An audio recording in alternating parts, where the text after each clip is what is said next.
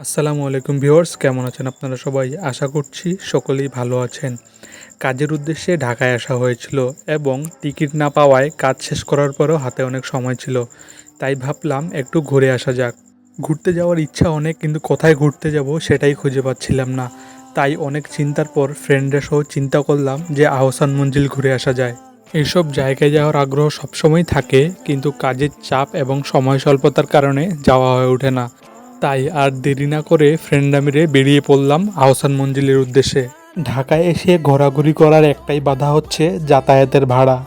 ঢাকায় যাতায়াতের ভাড়া অনেক বেশি, যার জন্য অনেকেই তাদের ঘোরাঘুরিকে বিসর্জন দিয়ে দেয়।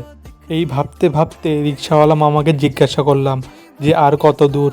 এ কথা বলতেই রিক্সাওয়ালা মামা বলে উঠল যে আমরা চলেই এসেছি, হাতের ডান দিকে ঘুরলেই আহসান মঞ্জিল। এটা কথা শুনেই আমাদের মন খুশিতে ভরে উঠল। ফ্রেন্ডরা এই খুশির মুহূর্তটির ক্যাপচার করার জন্য ফোন হাতে নিয়ে রেডি, এবং এখান থেকেই আহসান মঞ্জিলের ছাদের মিনারগুলো দেখা যাচ্ছিল। তখনই রিক্সাওয়ালা মামা বলল যে আমরা চলে এসেছি, আমরা আহসান মঞ্জিলের গেটের সামনেই আছি। রিক্সাওয়ালা মামা আমাদেরকে আহসান মঞ্জিলের গেটেই নামিয়ে দিল। গেটে নামার পরে আমরা যেটা শুনলাম সেটা শোনার জন্য একদমই প্রস্তুত ছিলাম না। আজকে বৃহস্পতিবার হলো আহসান মঞ্জিলের সরকারি ছুটির দিন। এটা শোনার পরে আমাদের সকলের মন খারাপ হয়। আজকে খালি হাতেই ফিরে এলাম।